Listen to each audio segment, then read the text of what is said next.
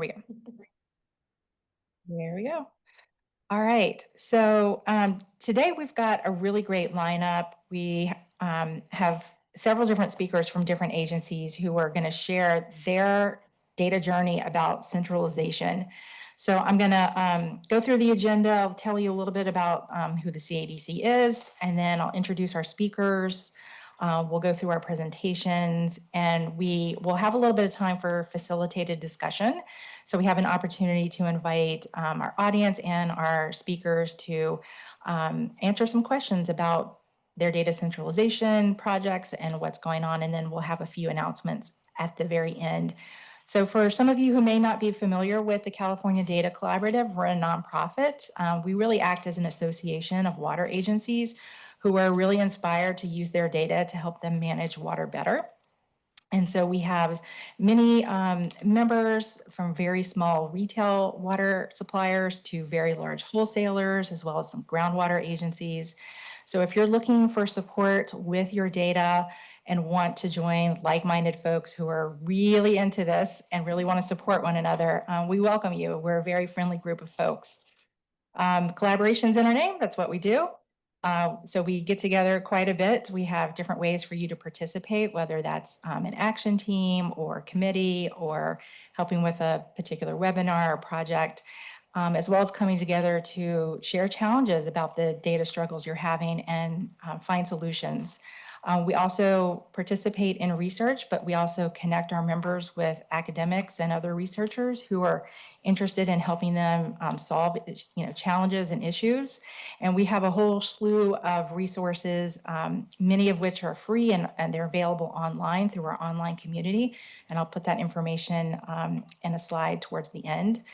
We also provide different software tools. So for urban retail or urban retailers who have consumption data, we do have a product called Wavelet. So this is your demand dashboard, essentially looking at trends across your service area, as well as you have the ability to drill down into individual customers and see their water use compared to either an estimated budget, or if you have budget-based rates, we can include that information. So this is really to give you some high level, but also very detailed information and a dashboard that you can use to help manage your water resources, whether that's through conservation efforts or other types of planning. We also have an AMI support system. Right now, we've got a USBR grant to merge those two systems together. So that's super exciting. And once that's done, we'll be sharing more information. And then we do a lot of education like this. So we're glad that you're here today. So these are our speakers today. We have Lindsay McPhail from Metropolitan Water District. She's teaming up with Robert Reny, also from Metropolitan. And then we've got Sudhir Vannadil. He's going to be also from Metropolitan, talking about a different project. And Ryan Green from Eastern Municipal Water District, and Lindsay Stuvick from Moulton Niguel Water District. So I'll have them introduce themselves when they're speaking, just if they want to share a little bit more information. But with that, we're going to kick it off. I'm going to give the floor over to Lindsay and Robert. And yeah, if you have any questions, feel free to put it in the chat or raise your hand. We will do Q&A after each presentation, so we have some time to ask questions of each of the speakers. So go ahead, Lindsay and Robert. All right, thanks so much, Kim. Yeah, for those who don't know me, I'm Lindsay McPhail, Resource Specialist at Metropolitan Water District. I'm in the Implementation Projects and Studies unit, and it's kind of like a special research projects group.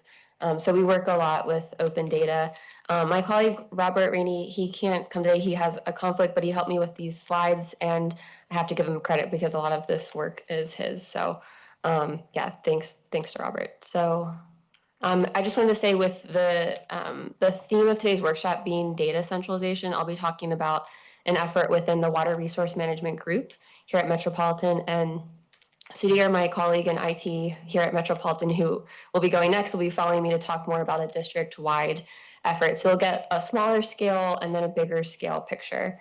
So a key goal of data centralization within any organization is to make data more accessible and open for analysts who can then more easily present their data and do their job and report data to decision makers. So this presentation is going to be about how we're setting up a coding collaboration space for the water resource management group specifically here at Metropolitan. And our goal is to employ open science principles in this centralization effort. And like I said, I really have to credit my team members, Robert Reny and Lauren Steely, for everything you'll see in the slides today, because they're the true masterminds behind this effort. And also a shout out to Allison Horst for all the graphics. You'll see in this PowerPoint, a handful of us here I know have had her as a data science instructor. So yeah, check out our website and GitHub for more fun stuff if you're inspired by this initial little cartoon here. Next slide. And so when we think of the term data centralization, usually we think of technical solutions, but this presentation is really going to emphasize the social side of data science. And I just wanted to highlight that we've been really inspired by the work of OpenScapes. And OpenScapes is a group that takes this open source approach to help researchers and those who support researchers find each other and feel empowered to conduct data science. And so we saw an OpenScapes presentation the other year that was hosted by the Water Data Consortium, and we really resonated with their mission and guiding principles. And so to summarize, I have a quote here from their founder that I wanted to read. Their founder is Julia Stewart-Lowndes. And she says, "Open science is not just about improving the way we share data and methods. It's also about improving the way we think, work, and interact with each other. It's about technology enabling social infrastructure that can promote inclusivity to create kinder science." So as we pursue data centralization efforts at Metropolitan, like the enterprise analytics effort that Sudhir will present on next, we allow for more efficient and timely analyses. And there's this idea that those who traditionally benefit are those with access to data or folks that are really data literate and coding experts. But our goal is that through data centralization, everyone benefits. So from those who routinely get their hands dirty with coding, maybe those who want to explore coding, or managers or other folks who are just consumers of various data analyses to make better decisions. So our goal here and what we believe is it really opens the door for others to be more involved with data analysis if they choose. Next slide. So I just want to start by talking about how we got started, and that was kind of getting a sense of what is the data analysis status quo in our water resource management group. And so we understood that data analysis was or is often performed by individuals for their unique tasks. So everything like their code files and outputs are saved locally on their own computers. And so we're a big agency here at Metropolitan, and so naturally data and knowledge silos happen across groups, within groups. So Robert, my colleague, issued a survey in WRM and found that a lot of people wanted to learn or better their coding skills, but didn't really know the right path or have a support community. And so our goal with this effort is to create opportunities to leverage and build upon others' work rather than reproduce efforts. And so I have this org structure here of water resource management groups so you can get a sense of the areas that people work in. So there's a lot of collaboration and connective tissue between all of these teams. And a data centralization effort can really enhance that. For instance, something that comes to mind when I look at all these teams is that almost every single one of them at some point is looking at weather data, so temperature, precip. So we can think that instead of each analyst or someone on each of these teams downloading and tidying CIMIS data across our service area, it's conceivable that we could each be working from the same cleaned data set. Another example is that several of these teams use OpenET data. So rather than having to start from scratch with OpenET data query, it'd be great to have access to code that and analyses that other folks have already done in WRM. And I realize I do have some other groups listed here, like engineering ops and our SRI, or sustainability, resilience, and innovation, just to emphasize the fact that we often share data across groups in terms of receiving raw data, providing data outputs. There's constant data sharing across Metropolitan. Next slide.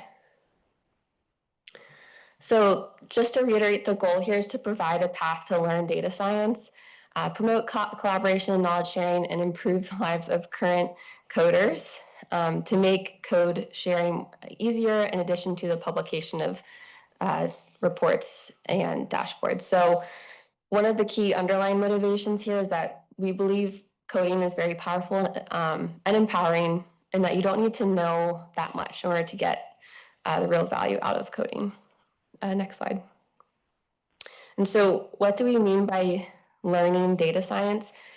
So currently, if people need to do some sort of data work, they're most likely to open Excel, and we have a handful of people who are experts in VBA code or advanced pivot tables and formulas, but it's not necessarily everyone. And so we also wanted to give people the opportunity to know what's possible using our studio.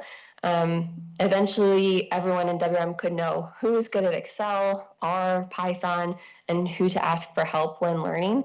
So essentially, we're building this R and Python community and support group. And ultimately, we'd want to demystify coding so folks don't think of it so much as a black box.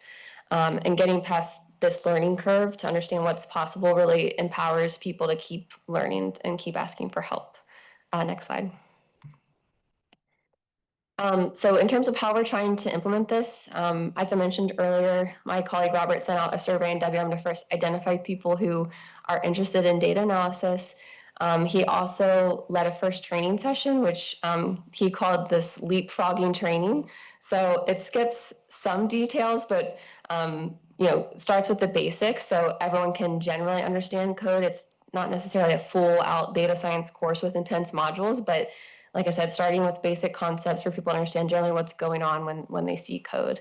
And then also on the software side, we made an investment in POSIT teams. And I actually want to give a shout out to Moulton Niguel Water District because I think we had this conversation with you guys like 5 years ago about, hey, how do you set up your data science team? What's the structure? And so it took us a while, and I think back then it was probably called our studio team or our connect. Now it's since evolved to POSIT. So yeah, you guys really inspired us to get that. So next slide. And so what is POSIT Teams exactly? It's basically a solution that gives us a greater ability to share content, dashboards, interactive reports. You're able to schedule code runs, say if you need to pull daily water use data. It's also browser-based, which is great for new learners because you don't have to download the software locally and continually re-download software updates. I remember when I had RStudio, I'd have to do this constantly. So it's kind of nice the way it's hosted now is browser-based. And next slide. And so the concept is that multiple users log into their POSIT Workbench account. Workbench is the coding script environment that supports both RStudio and Python code / Jupyter notebooks. And this environment's also linked to our WRM SharePoint, so you can access any data sets and coding scripts that are saved there. And then POSIT Connect is where people can post their output, whether that's an interactive, like a continually updated dashboard or report, or even an annotated code file that has graphics embedded in it. And so if users in our group have a POSIT account through our subscription, they'd be able to access this. Next slide. And so our training approach, we already discussed this idea, but my colleague is building out these training modules with the goal of minimal training for maximum impact. So again, what are the core concepts that people would need to know before feeling empowered to go off and advance themselves on certain coding concepts? And so I think anyone who also has coded before knows that Google and online help forums are their best friends. And so, yeah, just this general idea of unblack box the concept of coding so people get a general sense of what's possible, and then they can reach out to their peers who are more experienced for help. Next slide. So in terms of our lessons learned, we know that culture change is a collaborative process. We know that people do want to better understand coding, and coding pioneers are really essential. We have a number of folks in WRM who I would say are really experienced, and some who are intermediate and beginning and who haven't touched code at all. So yeah, we rely on the experts who can teach us. And also, POSIT took us a long time to get working. I think when we initially started the subscription, we're like, okay, this will be up and running within 2 weeks. And I don't, did take like 6 months at least with our IT. No one's fault. We just have a lot of firewalls and like security things, and we had to put on Linux servers. So I think my colleagues became a little bit more software engineers than they wanted to in order to get it up and running. But props to them for sticking with it, because now we have an environment where folks can collaborate either on their code or in sharing their outputs. And I think that's what I'd like to share next. I'll share my screen. Let's see. Okay.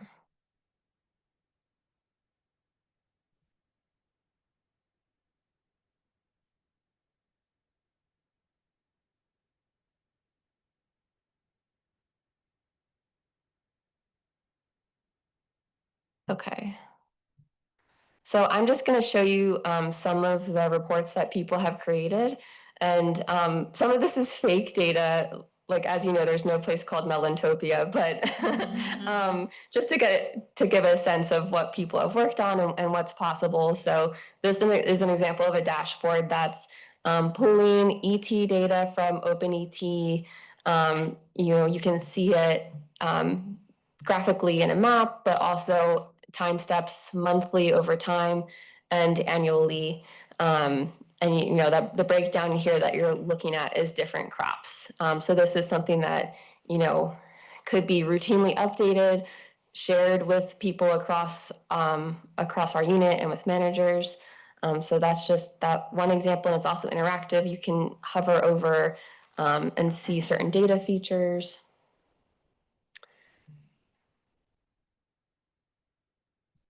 I'll also demo one of the training modules that Robert built, and this is anyone with the link in Water Resource Management has access to look at this training, go back to this training, try out different things. I think this example here is really fun because it was actually looking at the state's water conservation data. And so the basic concepts of coding in here, like how to tidy your data, how to let me just get to some examples. All of this is like reading in the data set. Let's see, data manipulation. Yeah, so cleaning up column names, pivoting data into the right format. So you guys get the general idea. So this is another example. And then I'll just show one more.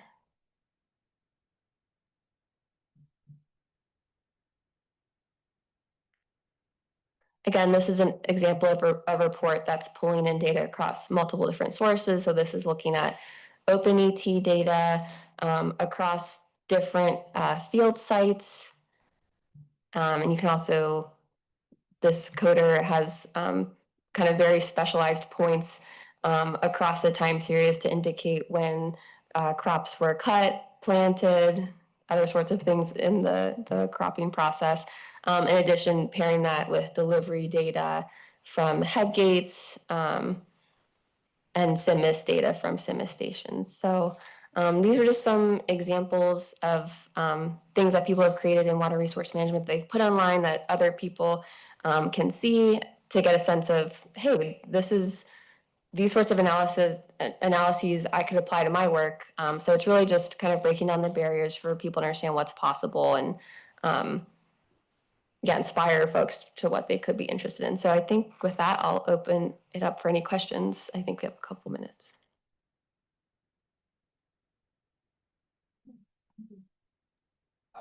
Yeah. Go ahead. Okay. All right, so this is Jonathan with Moulton Niguel, and I would actually say standing up POSIT in 6 months was probably fast. So congratulations to you for that.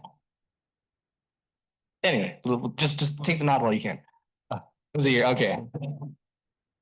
Even that's still quite the accomplishment. A couple of things. I guess just getting started on kind of the democratization part. So can anyone post apps? I think you might have just answered this, that it's just within the water resources group.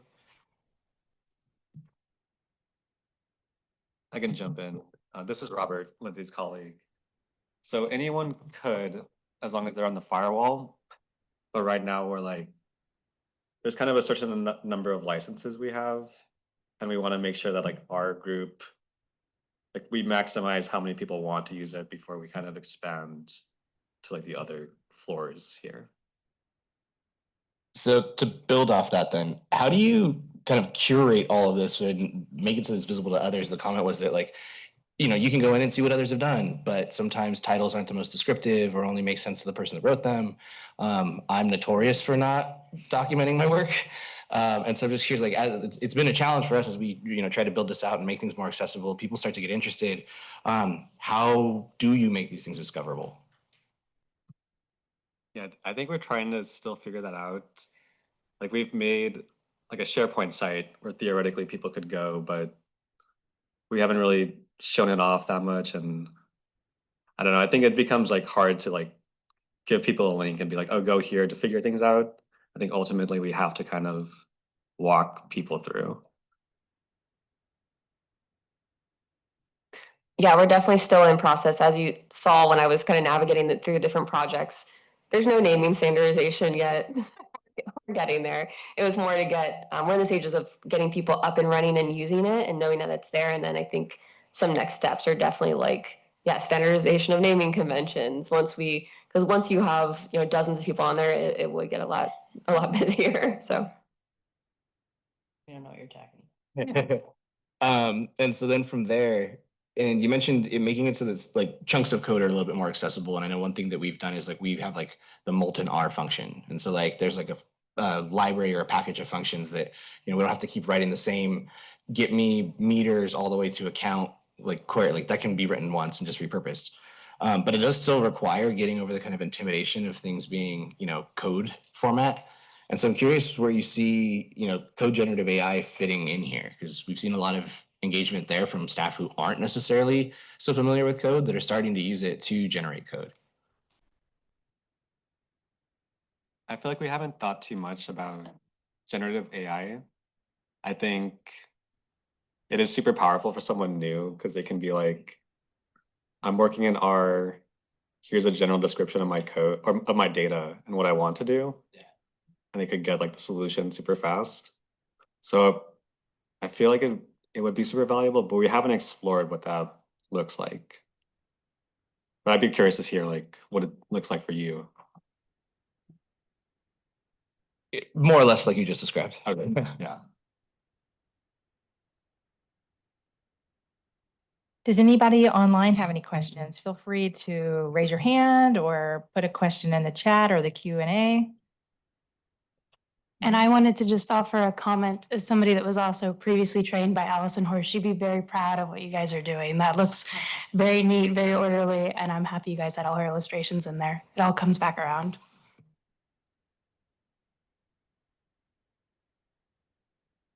I have a question. And I'd be curious to your thoughts on, why, like what drove you to take sort of this, sort of more open source, open data science approach versus say like, leaning on going like full Microsoft stack and doing a bunch of work in Power BI. And, I know the tools accomplish slightly different things, but I'd love to hear your thought process and around going this path. Yeah, I think this solution it is one of many. So I think Sudhir might talk about this in his, but we have a lot of Microsoft Power BI users at Metropolitan, and I think at the district kind of IT level that might be the preference. But we had a lot of people in water resource management that had R and Python background, and that was our preference. So we kind of just made the case for our management that we would like all of it. So yeah, it's definitely not that we're against Microsoft or like Power BI whatsoever. So do you have anything to add? No, I think there's like a selfish motivation of like people know like Lauren's great at R. I knew Python way better than Excel. So there's kind of a selfish motivation to be like, I don't want to necessarily totally change my workflows. So can we kind of have like everything at once, if it makes sense?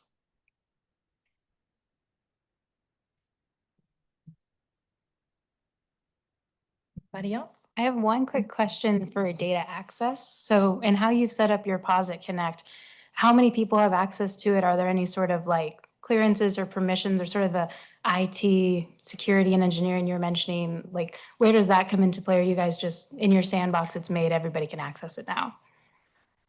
Right, it comes down to a little bit the licenses we have. So I think we pay for 12, maybe more. I think we have 10, but yeah, the main problems are the firewall. So you have to be on the firewall to log in. And then at least for training, because 10 licenses is obviously not, like we already almost have 10 people who would be using it, but we are kind of trying to use like shared logins to sort of work around that. Yeah, so if we had everyone on this in Metropolitan, the cost would go up quite a lot. And so we're just, yeah, we're kind of piloting it right now on water resource management to see what's feasible. But can anyone see a Connect page? Anyone can. Yeah, so it's more so our workbench in the coding environment is where it's more limited. And you have to be a Metropolitan, you have to have a Metropolitan account to, yeah, be a user. Great, thank you so much. That was awesome. So I want to welcome Sudhir Vannadil. He's gonna go next. So I'm gonna reshare my screen. And let me know when you're ready. Yes. I just sent a request to you, Kim, to share my screen, please. There you go. All right.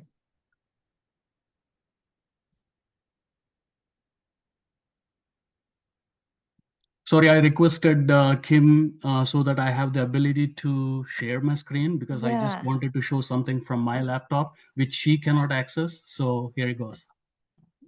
You should have access. Let me see again. Yes, I do. Yeah, okay. All right. Are you able to see my PowerPoint by any chance? Yep, All right. Let me put this. it's not in full screen. Yeah, I'm doing it. All right. there you It go. should be. All right. Looks Okay, good. so good afternoon, everybody. My name is Sudhir Vannadil, and then I am working at MWD as a IT principal analyst from past almost 5 years now. Before that, I had all the consultancy experiences working with various small and big clients all over the United States. Um, so I'm the project manager on this particular project that we call Enterprise Data Analytics. Phase one. Phase one stands significance here because there were, a lot of interviews or a lot of workshops that we did with our various departments within MWD and collected their pain points as far as data extraction, data display, visualization, reporting, dashboarding is concerned, basically data analytics challenges. And then we created a list of what we call use cases, right? Data analytics use cases. Now, we came up with a list of 80 odd use cases, including Lindsay's team here, WRM team, and WSO teams, and then HR and all that. Now, as part of phase one, we are doing two prioritized use cases, which I will go through in a second. These are it, right? Sorry, let me go back here. The use case one and use case two are quite different, but let me tell you what use case one is, right? Use case one is every Thursday we have a MWD enterprise-wide weekly operations meeting. What happens in that meeting is SMEs from different departments, they will bring out their reports for the week or for the month, and then they will create what is called an agenda packet, and then they will display each of their report status for that week. So what happens in the background is for example, if there is a report that is submitted that is shared by the water quality team, what happens in the background is for that particular week, they go in, some people are assigned to this particular task of creating the report for the week.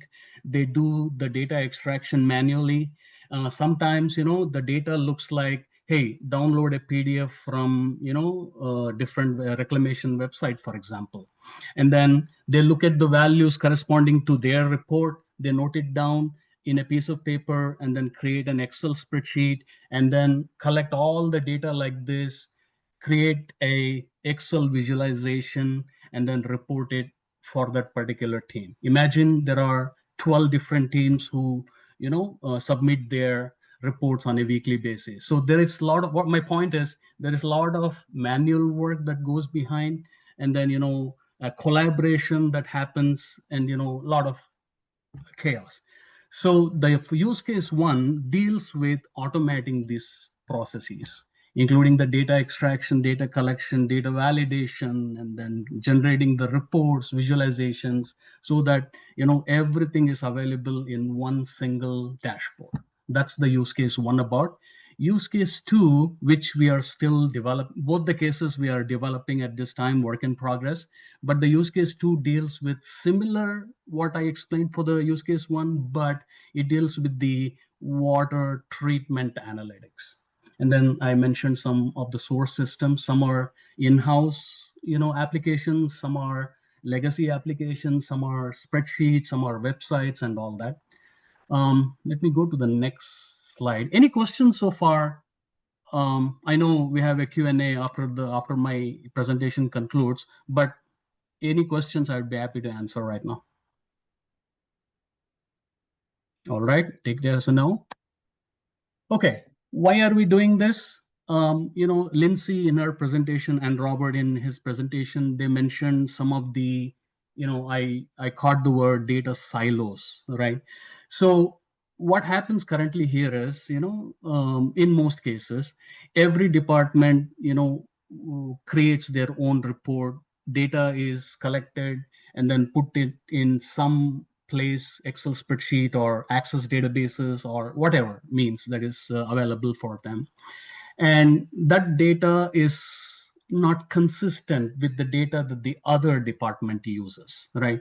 So, and as I explained, there is manual data processing that happens from the business users, and there is redundant report that are generated. There is, no scope for one centralized analytics.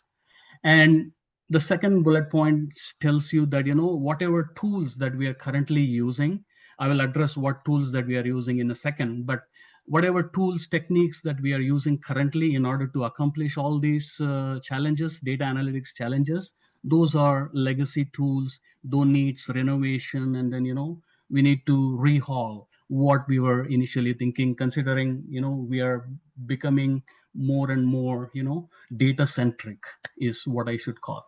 Now, there is no data governance also in play right now. For example, Robert and Lindsay mentioned the number of users that they have to, allocate for, the R analytics to look at. So there is no certain processes or the governance that is currently in place. Although if it is there, it is at a very minimal, scope. Now, as part of this project, we are setting up the data governance project, which deals with how the data quality should be addressed, how the data security should be addressed, and all those kind of things.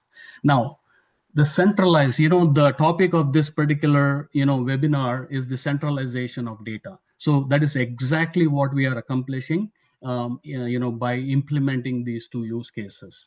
And the data is always available. When someone asks some reports to be generated, it should be done in a matter of minutes or hours or days, not weeks or months, as we currently do sometimes. This applies not only to our organization, this applies to wherever I have worked before as well.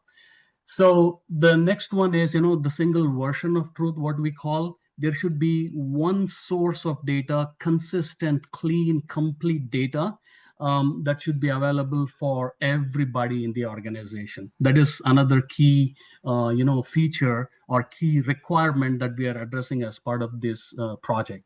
And then integration of data, for example, whatever Lindsay and Robert showed you, it deals with the water resource management group per se.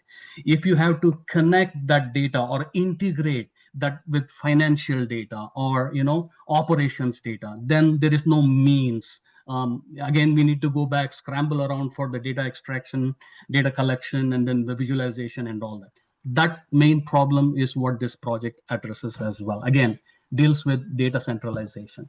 And then once this is implemented, we will have a centralized data warehouse in place, right? And then any use cases that we currently have in the pipeline, or any use case that Lindsay comes and asks me, hey, Sudhir, can you do this? For that, we have data in place. It would take a matter of days for me to create a analytics for her team. So that would be useful, what we call time to market here. Now, if you can see this is our current architecture of this particular project. As I mentioned, overhauling the tools and technologies earlier with the legacy tools and technologies that we were using. On the left-hand side, you see all kinds of sources. We could not list all of them here, but you get the point. Now, in the center box, this is all Microsoft tool. I heard someone talking about what tools you use, Microsoft Stack and all. Here goes. So you have Azure Data Factory for the ETL or the ELT purposes. ELT or ETL means collection of data and integration from different source systems and put together in a centralized place. That centralized place is Azure SQL as well as Azure Synapse, what we call. Everything that you see is Microsoft stock. So the data visualization or the analytics tool, we use Power BI, and then all the tools that comes along with it. For example, data governance, there is a Purview, Microsoft Purview that we plan to use, which basically is the data cataloging, data lineage, and all those good stuff, data quality as well. Now, Power BI is on each and everybody's desktop as a user, not as a professional or not as a developer. So, once we create a dashboard, it should be readable or it should be accessible by each and everybody in the organization, which was not possible earlier when we were using the legacy tools. Now, we use Azure DevOps for all the code control and then the process control and all that. And then we use keywords to save all our credentials so that everything, is automated. There is no manual error that is involved in collection of data and putting together in Excel and then creating visualization of that Excel, because all of this is automated right now. So move on to the next one. Again, I explained why we are doing the EDA project. Basically, this is what it is. I just wanted to put together all those key features that the users will get as part of this project implementation. Again, someone also asked about AI. How are we using, how are we using AI to, simplify or to, automate the process basically. So we are new to it. We are getting towards a data-centric organization, but we are not there yet.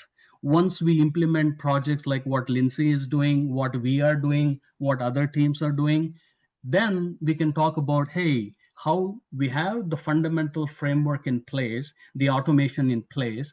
How can we introduce AI and machine learning to, improve or to enhance, to enrich what we are doing currently? So that is a next step for us.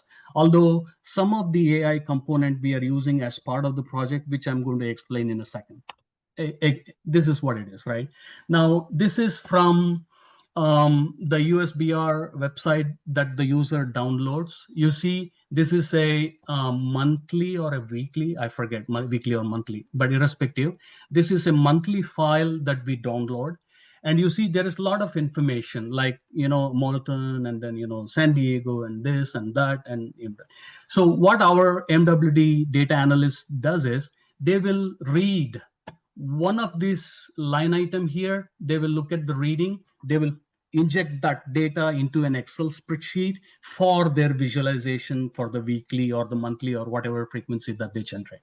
So, there is a manual work involved that is to download, to get into the site, log in with their credentials, download the file, read the file manually, put that in an Excel spreadsheet, and create visualization of that Excel spreadsheet. So that process is not only for one line item, maybe let's call it 1,000 times they have to do this for different files.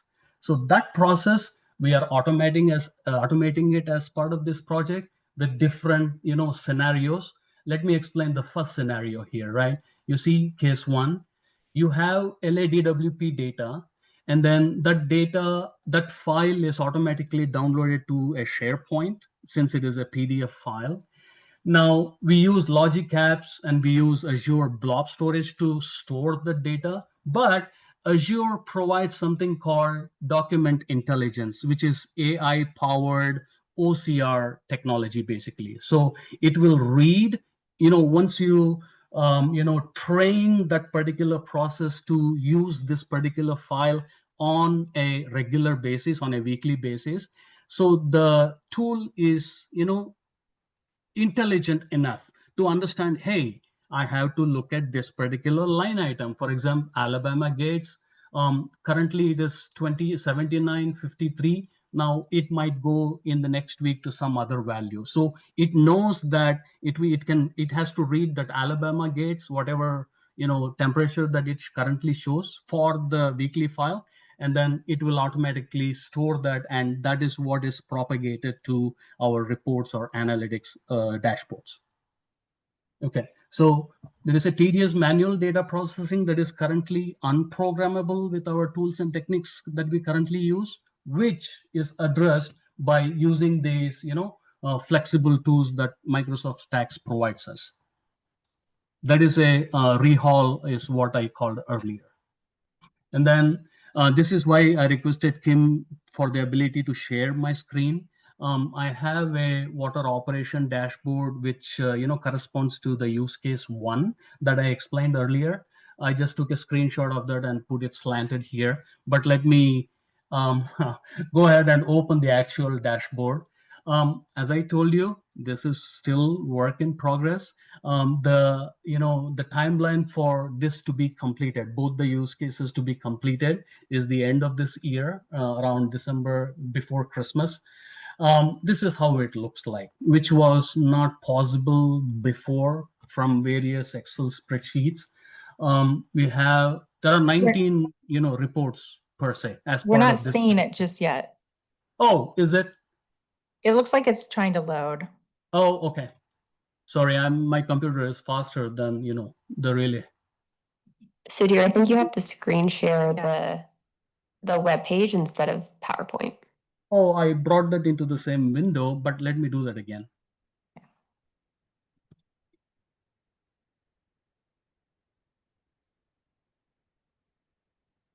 All right. So this Zoom does not work like Teams then. All right. Are you able to see it now? Yeah, looks good. All right. Okay, so the use case one has 19 odd reports together, clumped together in an agenda for the weekly meeting, as I mentioned earlier. So what this provides us is a centralized dashboard, which the users can click through and share their progress every week. So the entire operation of the data collection, extraction, and then the data review, and all that process is addressed, and this is what you get at the end of the day. Now, there is a weather report that someone talked about. I think Lindsay mentioned this is the most frequently asked. There is a weather report as well, which shows how it looks like for the week or for the month that we intend to show. And there is a okay. This is a little slow, bear with me.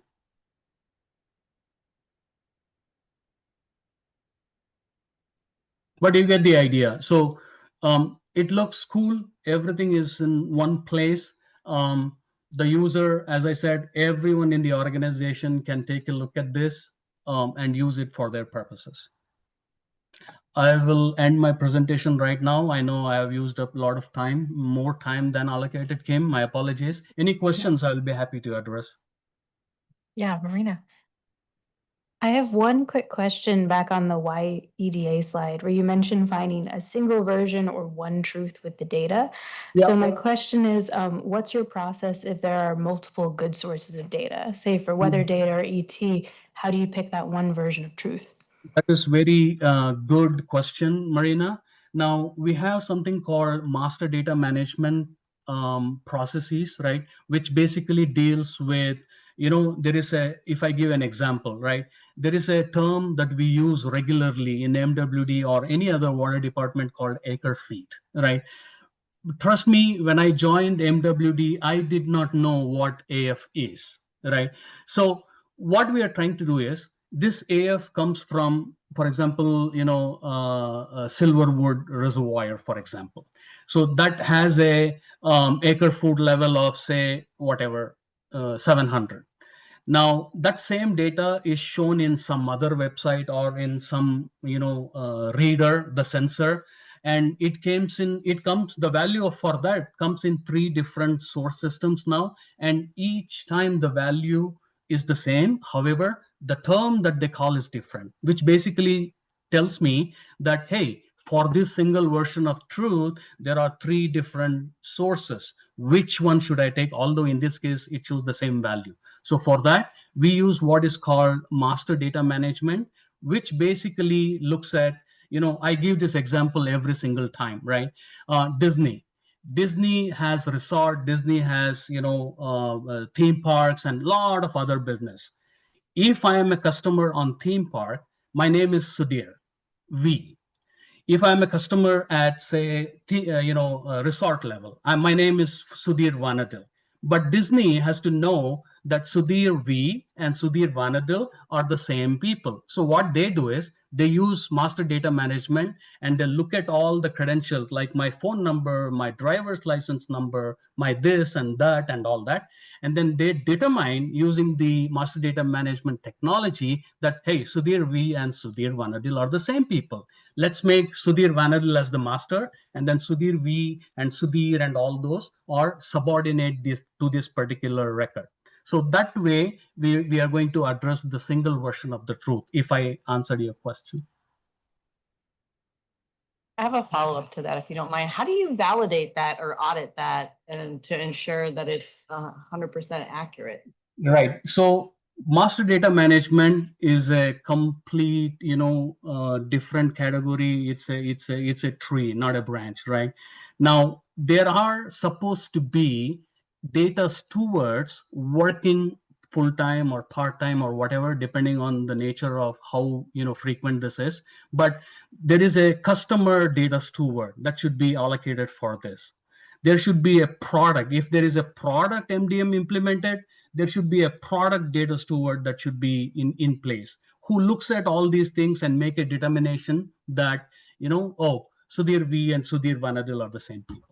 So there is some, level of data science that goes into there. But nowadays, these things can be, automated as well by the use of AI, which we are, a little bit far away for us at this time.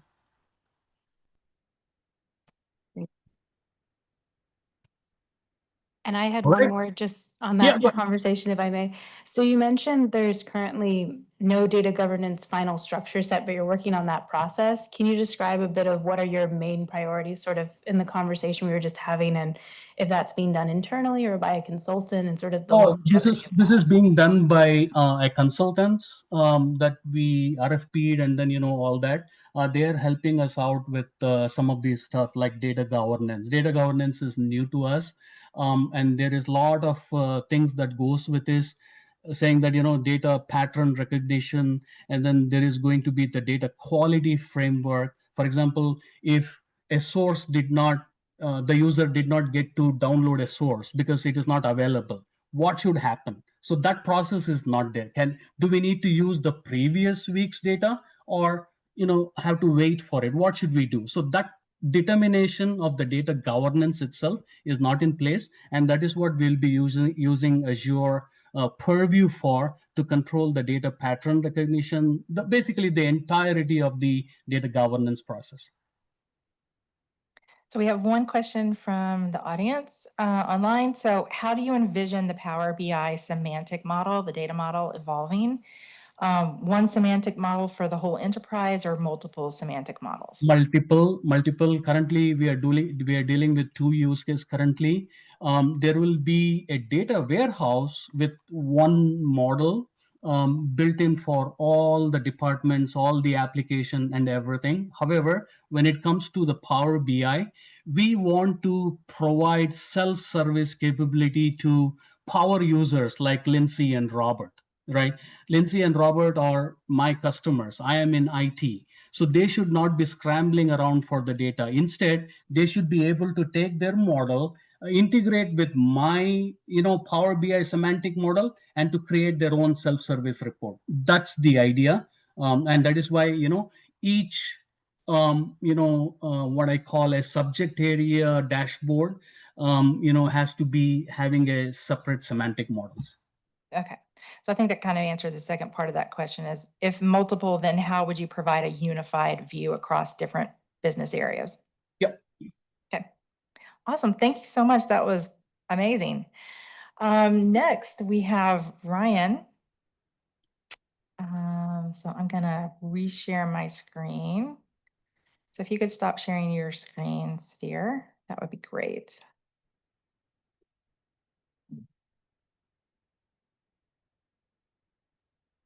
I just did, Kim. Okay. There we go. Thanks.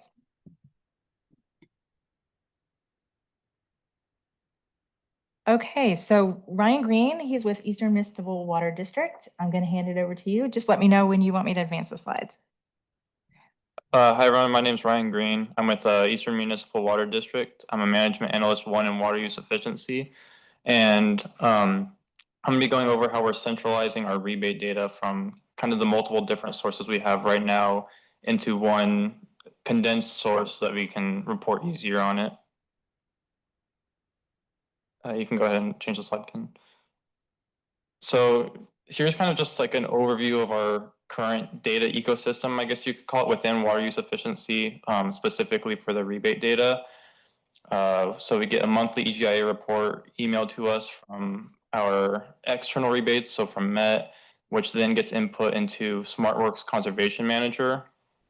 That process right there, kind of right off the bat, is something that we're trying to take care of, just because of the data duplication possibilities there or misinput of data. So trying to automate that process so that less hands touch it. And then we get into more of our internal rebates, which are currently just hosted in an Excel spreadsheet or database. And then to report on that, we have to pull those numbers manually as requested.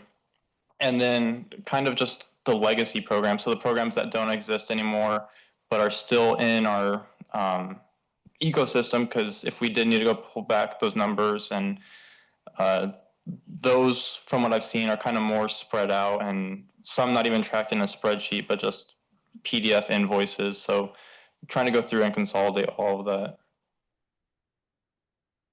Next slide, please. So why centralization? Like I mentioned, our data is kind of spread across multiple systems with little to no integration with each other. There's no common structure for the rebate data entry. So talking about dates, it's important to know what date you're going to go off of. But depending on the program, in the past, we've kind of gone off different dates. So I think working with the department to come up with a good structure to put that in place to kind of work on one date rather than having multiple different dates to look at, whether you're looking at the rebate receive date or when the check was actually paid out. The years of manual data entry have led to duplication, inconsistencies, and reporting inaccuracies.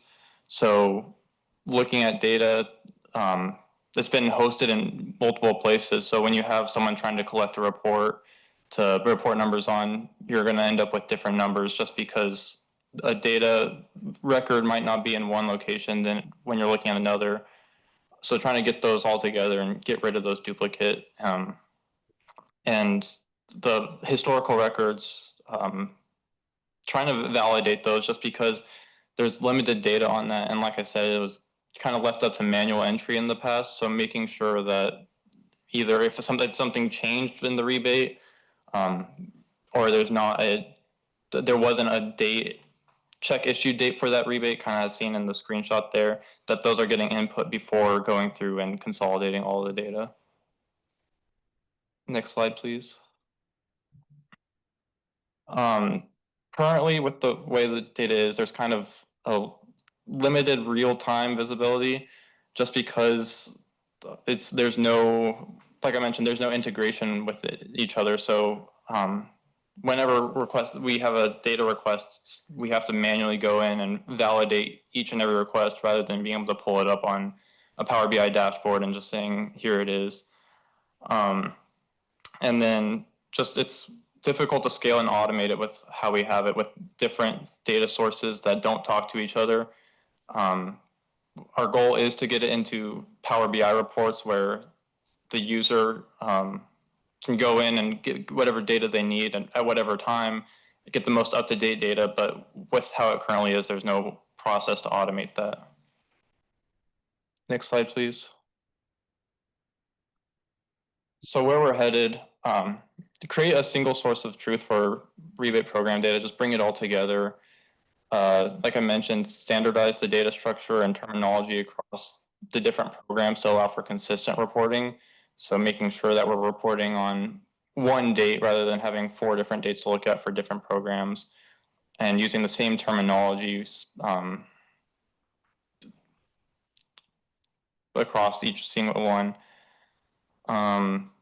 Clean and reconcile the legacy data to ensure reliable reporting. Like I mentioned, there has been years of inconsistent formatting or duplicate records, and going through and just cleaning up those so that you're reporting on the right numbers.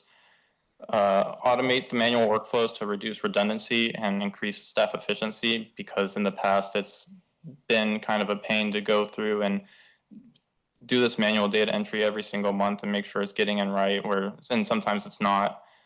And then just overall scalable solution for any future data needs, and avoid falling back into the same siloed kind of different manual systems we are right now. So making sure there's a process going forward to avoid going back to where we currently are.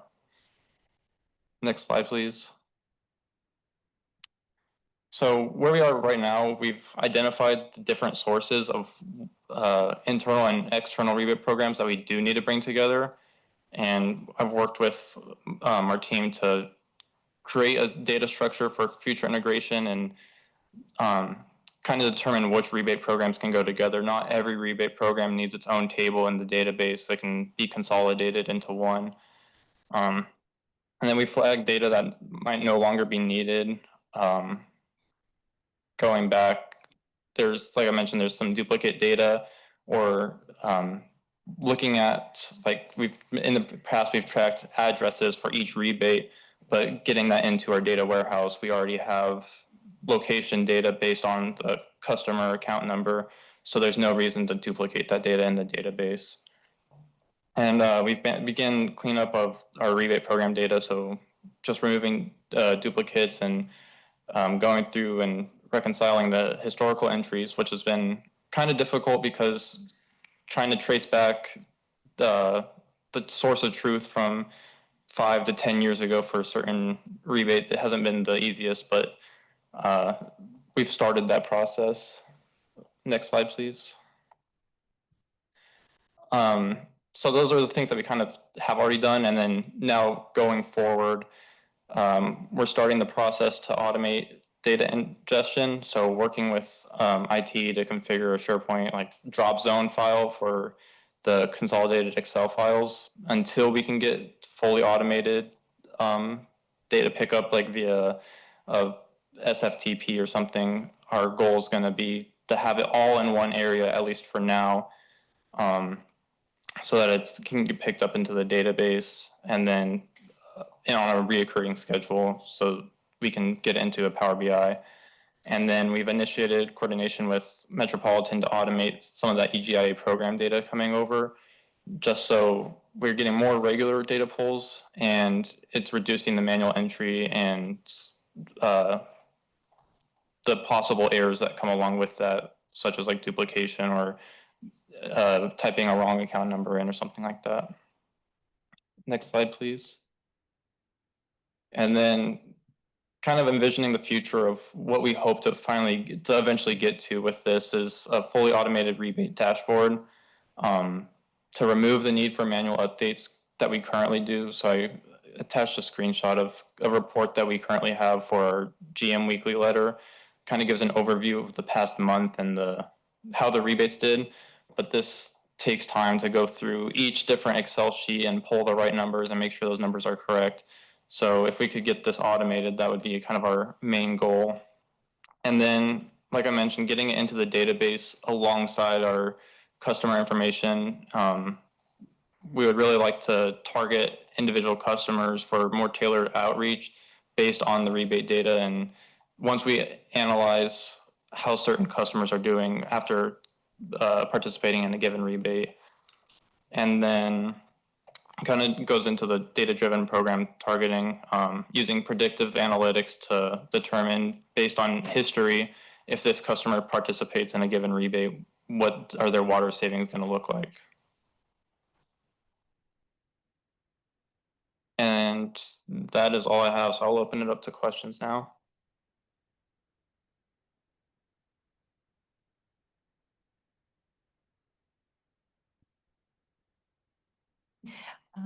Thanks, Ryan.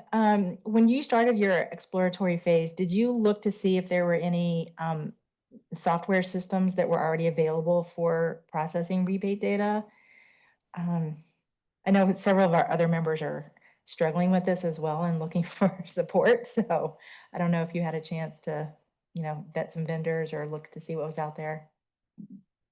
No, we didn't really look. I didn't really look into that. The main goal was to get away. Like I mentioned, we use SmartWorks Conservation Manager, and the licensing was coming up for that. And we don't get the benefit out of what it can provide using it. So our goal was to kind of get away from that as quick as possible. So this was kind of just to get a head start on something and put it into implementation. And this was kind of the quickest and easiest way we found to do it, was to begin consolidating it within Excel and taking all the different sources, but then possibly moving on to something like that. Yeah, and I'll add Jenna Shimon from Eastern Municipal also. We really just needed to get our data in one spot and cleaned up. I think it's like step one. And as Ryan mentioned, IT wanted us to move away from a pretty costly program that really just didn't benefit us for the cost. And so I think as we move forward and we learn more, Ryan's only been with us since January, and he's done phenomenally so well so far, and has done so many things in such a short period of time. But yeah, I think as we get things cleaned up and centralized, and we'll start to know more what we want to do. But it was kind of, as you mentioned, a push from IT, but also just cleaning up everything.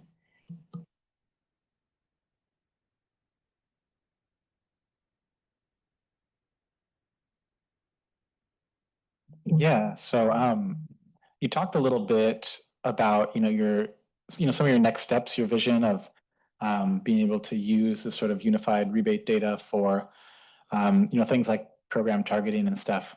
And so I think that starts to get at, I'd be curious, I know that you guys have some data warehousing and, probably some sort of enterprise data processes already. How do you see, this rebate piece sort of plugging into the larger picture of the organization? I think, like you mentioned, so we do have a bigger data enterprise warehouse. I think kind of how I envision it is, our department's going to take care of more of the rebate stuff, and I think tie into the enterprise data warehouse, and kind of, I don't see much function coming from different departments in the district. But being able to utilize that customer information and their bill history and stuff like that, rather than, as of right now, we just have an account number and where they're at. So being able to see that bill history and determine, did the participating in this rebate help them go under budget when they've previously been over budget for 12 months in a row or something, I think that'll be a big help. Sorry, and I'll add, this is one layer of like one bigger picture we're working on to better answer your question, Chris. We have customers like, oh, they're over budget, and have they or have they not participated in a rebate? Should we market to them? So it's a broader scale of helping our customers. We have got AMI and leaks, and so like all these different things, and so it's getting us to eventually one day be where like we can take a customer and ping whatever the problem is and try to answer the problem, or not market to them if we've already marketed to them because they participated. So it's getting us to a better place, a better addressing all of our customers' needs. But it's like step one. So we do have one question from the webinar attendees. So Grantley, I'm not sure if this was specifically for Ryan or Sudhir, but I'm going to throw it out there, and any of you can answer it. But could you briefly describe the tools, applications, and software that you were using for data ETL and data storage? So I can speak on our project right now for ETL. It's really just a manual process of, like I mentioned, going through and checking against legacy records. So it's been kind of a painful process, but going through almost row by row, validating where I can against EGIA for those external programs that have been manual data entered into our system. Going forward, I hope to, like I mentioned, I want this to be an Excel file and SharePoint, allow anyone on our team to go in and enter stuff, but put in some validation requirements. So some errors I've seen is for like a certain rebate, our contribution and Met's contribution plus grant funding might not add up to the total, which logically they should. So putting in validation processes like that within the Excel kind of throw an error at you if it doesn't add up.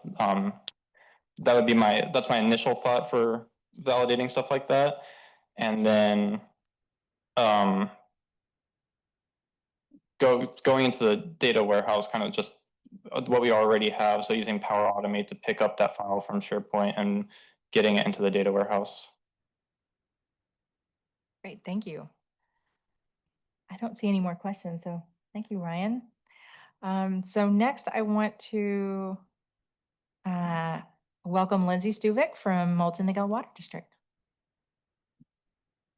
Hello, everybody.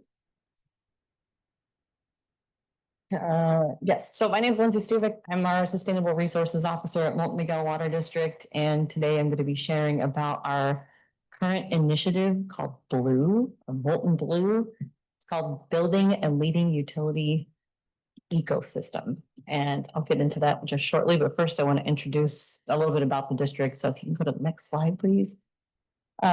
So about Moulton Niguel, we're actually located in South Orange County. We serve 6 different cities down there, about 170,000 customers. We have about 55,000 connections, just under 200 employees. And we've been a top workplace OC for the last 8 years, and top workplace USA, I think going on 3 or 4, maybe 5. But also just, consider ourselves to be a very data-driven and tech-forward utility. So next slide, please. So this is our little triangle slide. It's not very little. Initially, we had imagined this would be more like an iceberg, where like you just see the analytics on the top, but you don't see all the stuff that happens underneath, and I think a lot of the people in this room will, identify with all the stuff that happens underneath.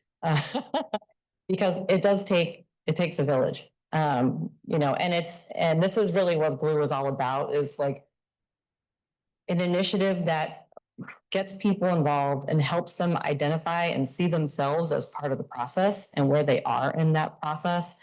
It's about relationships between our staff, between our data and our technology, and how all those things collaborate and work together to produce good outcomes and then ultimately generate value for the district and in the long term for customers. And so we put this together because it's like, hey, at the tip of the iceberg, this is what everybody sees. They're going to see the cool analytics. They're going to see this really slick dashboard. Hopefully it's going to give them a lot of insights to, do more strategic decision making and planning. But underneath that, there's this like clean, structured, integrated data core That requires a lot of work to maintain, to synchronize and harmonize a lot of those data sets that are feeding into that. And then ensure that those pipelines don't break and that everything is mapped correctly. And then under that, and this is why I look at data as like the grand kind of like loop or the tie that binds us all together is really the data governance framework. And there's a reason that we use this image because there's this life cycle of like the operator or that generates the data or maintains the pump, and then the electrician that installs the PLC, the IT person that puts it in the SCADA historian, the data analyst who pulls it out and puts it in the visualization dashboard, all the way back to the operator who's going to use that data to make decisions. And then how do we come up and formalize kind of the roles and the accountability and the standard operating procedures and the data mapping, all the stuff that we've already talked about over the last 3 presenters. I think we're all very aware that needs to take place, but it does take a village. And something that I think after having done a lot of discussions with our data team, our IT team, our operations team, is we're looking to see this as like the handshake. Like there's a reason there's that handshake in the middle, and it's because, we need everybody to understand that, like, if you call this thing Big B, but you call this thing East Aliso Creek and they don't match, a data scientist is going to get in there and not understand the context and understand, am I going after a pump station, or if I'm going after XYZ? And so we really have to come together on our terminology, what we call things, standardized stuff, and be okay with that. That's a big part of Blue. And it's a big part of what initiative is seeking to do. And over the next few months, we will be doing. So I'll talk a little bit more about that. Next slide. So I think as all of us, data people in the room, we're all like, well, yeah, that makes a lot of sense. But I mean, these projects that we're doing are not inexpensive. The software that we want to go after is not inexpensive. The stuff that's going to eventually generate value, we have to prove that there's a return on investment for that. Because we have decision makers in the public that we're accountable to. And so what are some of the things that, we feel like we're going to get out of this project in terms of like centralizing these data to get these analytics? Well, first and foremost, we've got a $750 million capital improvement plan over 10 years. And if we are able to take near real-time data and provide that to our engineers, so that way they can incorporate that into their models and actually see what's leaking out in the field. If we could just optimize 5, maybe 10% of that budget, I mean, that's a huge savings if you're talking about $750 million. We also are looking at it as a way to be more strategic. So we talk about how we do a lot of things that are time-based. We check this thing 3 times a day. We do proactive leak detection, and we touch every service. And then when we're done, we go back around and touch every service again. That's systematic. But if we had more insights from our data as to what's going on in the field, we could deploy our teams more strategically and get more value out of every, hour, you could say, of time spent doing the work. And there's multiple other benefits that I could, keep going through, but this is the list that we've come up with so far, and I'm sure it will end up being expanded as we go along. Next slide, please. So we didn't get to this point of big data centralization, just randomly. It's been a long journey. Obviously we've been part of the data collaborative for 10 years, but I will say there was this one defining moment where we all said, yeah, this is important. And we have traditionally had about 7% or 6% water loss. And then over a period of a year or so, we started seeing that the water loss was going up. It went up to 9%. And then we did our water loss audit the next year, and it was up to 11%. And we said, I mean, something is going on. We have no idea what's going on. And fortunately, we had a veteran operations person who was like, I'm going to go check all of our interties. Our interties, which did not have flow meters, did not have any type of SCADA or data communication on them. And we went out and took a look at those, and we found one that had been open for 2 years. And we lost like $2 million worth of water to a neighboring water agency. Oops. So when you have those kind of experiences, you start to go, well, how could we have found this faster? You know, what would have been a way to use the data that we have or that we are planning to have in order to identify those things and, you know, be more responsive. And that was around 2017, 2019. And since then, we've brought on a series of systems between like an asset management system. We completed our full AMI rollout in 2022. We've done some really great data mapping projects with our PLCs and SCADA. Anyways, and it's gotten us to the point now where we've developed an energy database. Thanks to Marina, she introduced us to utility API. So now we have 5 years of 15-minute energy interval data. So we've got a ton of data. So how do we get the most out of it? And that's where we are right now. So next slide, please. Speaking of those data, so on the left, we have our time series data. We actually have more data than this. It's just for the project that we're doing, we're trying to, you know, it's like, how do you eat an elephant? We're going to do this little bite. That's right. So this is our bite. This is I mean, it's a pretty big bite, but it's a bite. But that's fine. So we have our energy data, AMI, SCADA, all of those are our time series data. They come in either 1 minute intervals, 15-minute, 1 hour intervals. We even have some data that we only get once a month. And so one of our first tasks is going to be to synchronize those data and be able to use them as like kind of an apple to an apple versus an apple to an orange.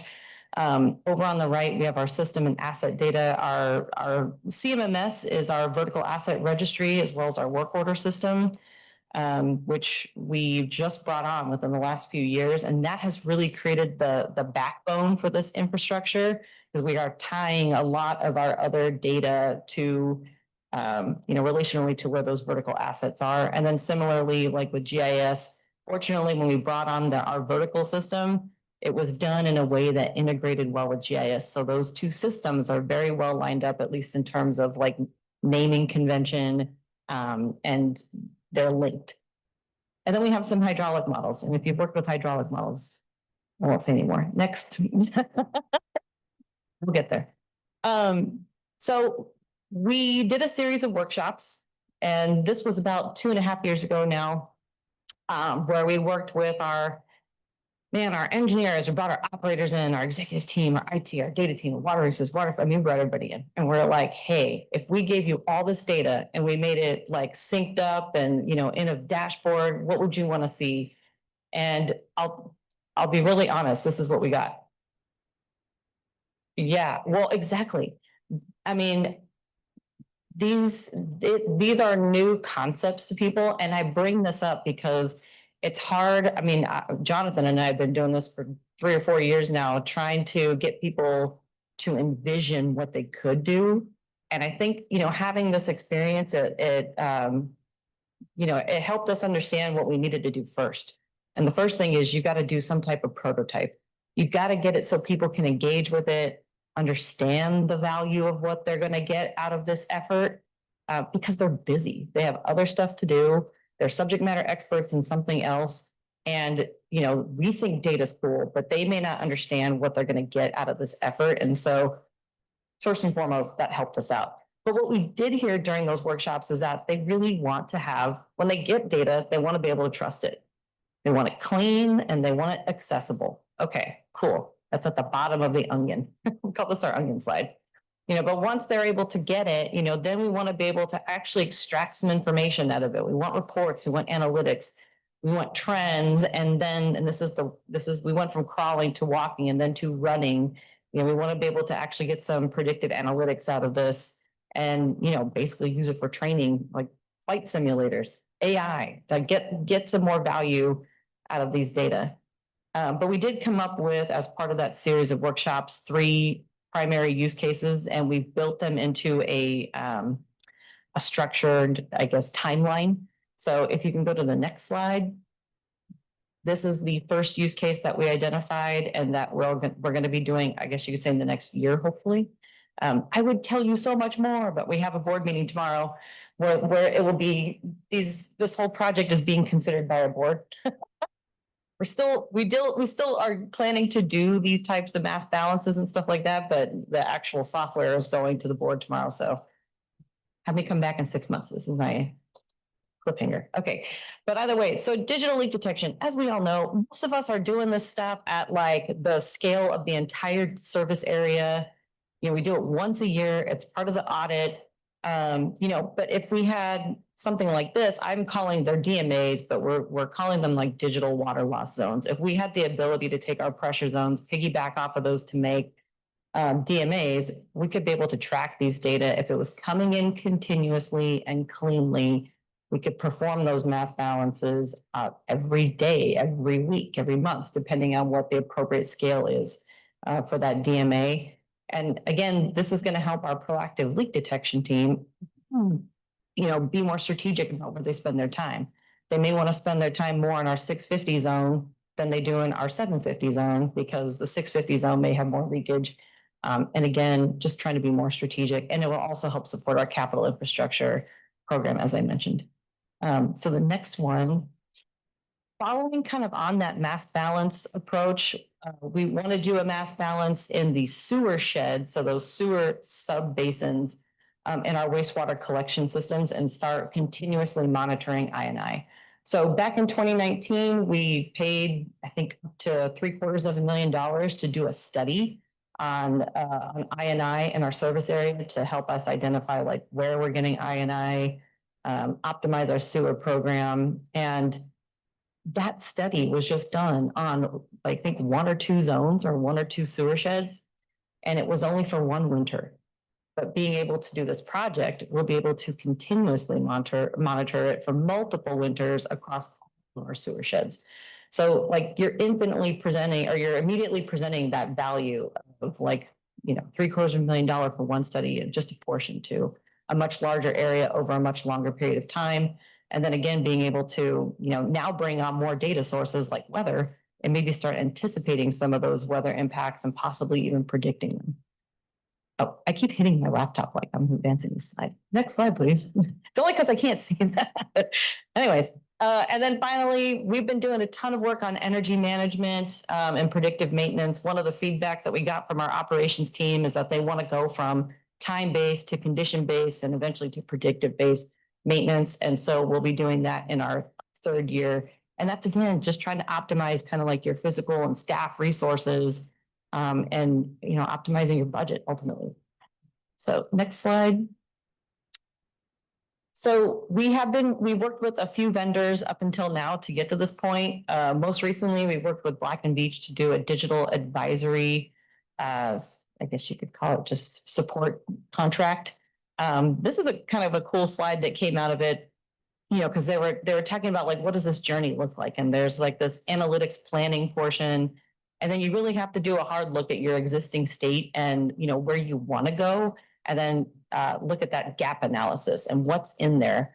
And then to that proof of concept, which I'll show a few slides from our proof of concept. We actually did get to a Power BI dashboard for DMAs. And then, you know, that blue thing is like, you are here. We are on the precipice of this data centralization project. Okay, so next slide. Oh, it moved. It's cool. So this was our analytics planning. One day we were sitting around and we're like, hey, IT, we want to get to this thing down here. We want to get to this bottom right box. We want BI, we want AI, we want all this stuff. And we got all this data. And, you know, we actually drew this out on like a very large whiteboard and like, we figured out, hey, this is how we're going to connect everything. This was all conceptual, you know, and then we brought our assistant general manager, Matt Collings, in. And we're like, Matt, we want to do this, you know, and like, to his credit, he was like, okay, that's cool. Let's do that, you know? So we got a lot of support, but it did take getting a lot of folks into the room enough to map this out, draw. And I know, again, it just kind of looks like chicken scratch, but it's like, where does the AMI go? It goes to these towers. These towers all collect in this cloud. This cloud could be pushed here. And it's like, you really have to know what collects and connects where. Next slide. Another really fun one was, you know, doing a deep dive on our data. And I will give our electricians and our IT team a ton of credit because they have been able to put together a mapping document where Anybody here deal with PLCs and SCADA? A little bit, okay. Well, if you haven't had the pleasure, let me tell you, PLCs speak all of their own different language. And these are the little computers that are out at the pump station that is like monitoring and pulling data every minute and sending that read into your SCADA system. That PLC is kind of the engine for that. And so, you know, the electricians, they know that this is a pump right here, and this is pump 1, and this is pump 2, and this pump is going to read every minute, and this pump is going to read in PSI, and when it pulls flow, it's going to be in GPM, and they know these things. But these PLCs, these are like hardware manufacturers that are just getting to the software phase for the most part. And it's not like that metadata gets transmitted along with that PLC when it starts to send data back. There's got to be some type of communication between all these folks to get that metadata back here or back to wherever our data scientist needs it. And this has been a major gap in like just that metadata. How can you transform it? How can you do stuff with it if you don't know what those units are?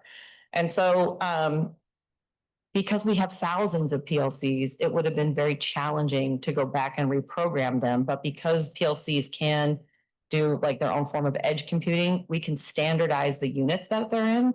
So if you're a pump now, and we worked with our electricians on this, and they've been wonderfully gracious to to standardize all this. But if there's a pump and it's got some type of flow in it, it will read in gallons per minute. Or if it's got pressure, it will be in PSI.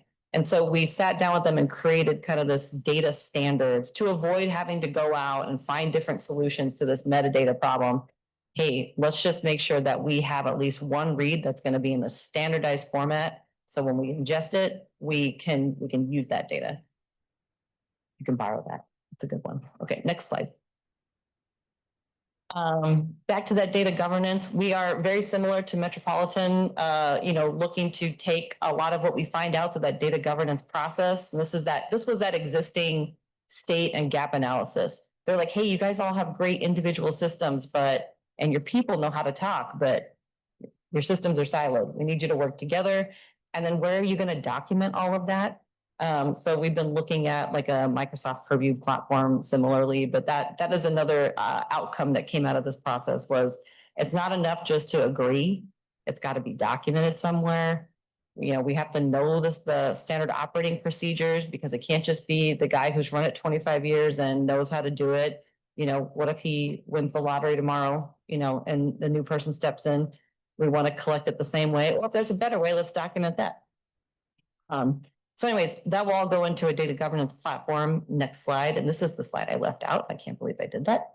So this is the whole vision, like the whole big blue vision, which is taking those time series data, asset and system data, getting them into that data governance framework and tool, and then being able to push it into whatever enterprise smart platform we want. But in this instance, looking to get additional, like those analytics for leak detection, I&I, whatever other types of ongoing innovation or additional data sources we want to be able to bring in, but then also having the flexibility to have our data scientists be able to tap into that and use their existing tools. So next slide, and I apologize because this is an animation.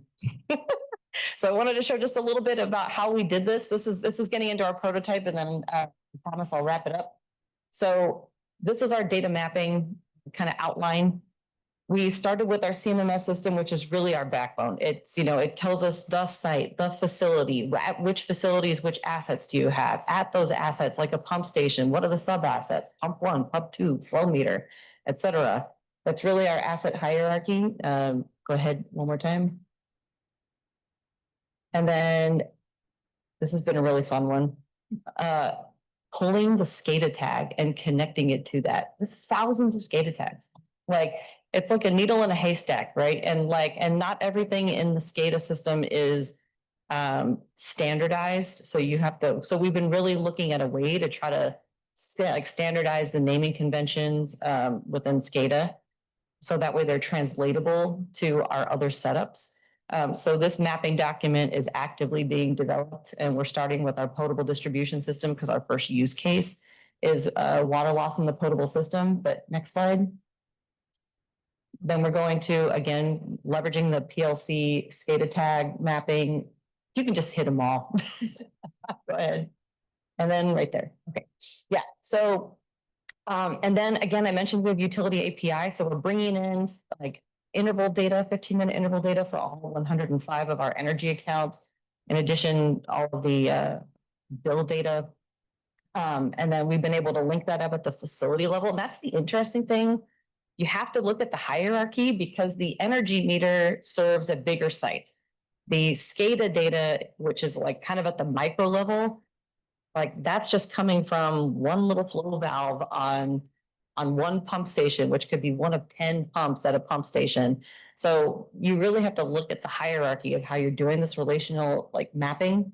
And then we brought in our AMI data through GIS, and we were able to connect those all to individual DMAs. Go to the next slide. Sorry. So beyond that, then you have to come up with mass balance. So we could have just gone really simple with the mass balance and just said water in, water out. But we're like, we got all this data. Let's do more. And I can't read it, so I'm gonna do it on mine. So yeah, so what we've ended up doing is we've got a couple of different data sets. We have some that are fully metered and some that are estimates.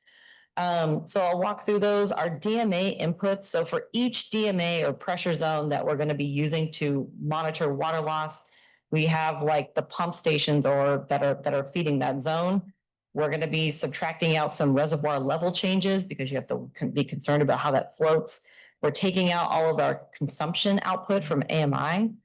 And then if there's any like blow off valves or any type of thing, we're pulling that out as well. So that's all of our fully metered data. But then, as we all know, we have our leak break database that we're all building. But we know because we do our leak breaks and our operational water use, which is like flushing and all that on an asset-based kind of basis. So we know that we flushed this pipe in this zone, or we know that we replaced this pipe because it was leaking in this zone. And so we're actually able to subtract out the water use that's related to those two things, water loss and water use for business purposes. And then an estimate of apparent losses, and that's how we're going to be getting to our real losses. But along the way, you're going to lose, especially if you start incorporating these estimated data, there's a little like fudge factor that's involved in that. So we want to be able to provide a lot of insight as to how the mass balance takes place. And then next slide. And then this is our dashboard. We worked with Black & Veatch to develop a mass balance dashboard in Power BI.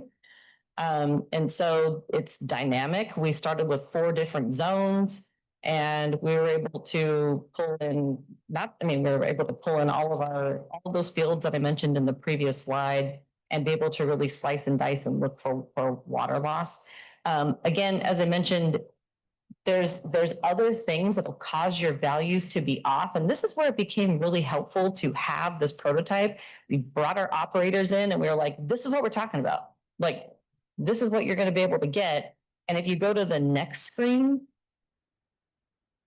this consumption explorer, this actually came from operators where it's like, yeah, I see where you're pulling out water that we know we lost and that we used, but what if it's just a stuck meter? What if it's a really large stuck meter and it's masking as water loss, but it's really just a stuck meter? Well, then we're like, oh, then we need to be able to create some drill down menus in here. So that way you can go explore in your, let's say in this one, you could pull up the zone that you're looking at and then sort by your largest meter size and also your total consumption. So if you've got large meters that have 0 consumption on them and they historically did have consumption, it could be just a very large stop meter that's looking like water loss. And that gives our customer service field guys more opportunity to go, okay, well, I'm going to go look at that meter and rule out that as being the source of the problem. And now you're giving them actionable tools to go out and, they can create a water loss, or excuse me, a work order, go out and check it out. And that's something that we can track the time related to. So there's just a lot more value that you get once you have that prototype and you get their feedback, and then you start iteratively building based on their feedback. And the next slide is very similar to that.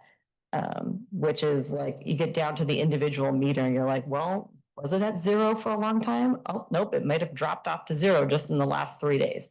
And that could be the major difference. So yeah, so this is, blue is our big project. This is our prototype. We are again moving on to what we think will be a much larger analytics tool. And I'm happy to come back and share about that in a few months. But yeah, any questions? That's me. And these are the smart people I work with. So any questions? Okay. I love this. I want to do the same. So I'm curious, when you are looking at water loss in different pressure zones, how are you measuring your flow across your zones? Yeah, it's a good question. So here's what I told everybody. We're gonna do this whole effort and we're gonna have these really cool tools and they're all. And you know why? Because we have flow meters trying to totalize and they're gonna drift a little bit. And until we go through and kind of systematically change those out and improve the precision on how we're measuring total volume, it's still going to be off a little bit, but what we do have are trends, and the nice thing about drift is it seems to occur fairly routinely throughout the process. So if we're seeing that we're getting this much water loss and then we start to see like that 30-day average start to tick up, I think that's what we're going to have to initially use as our indicator that there's a challenge or a problem in that area to throw a flag, until we can actually get to totalized values on all of our supply meters.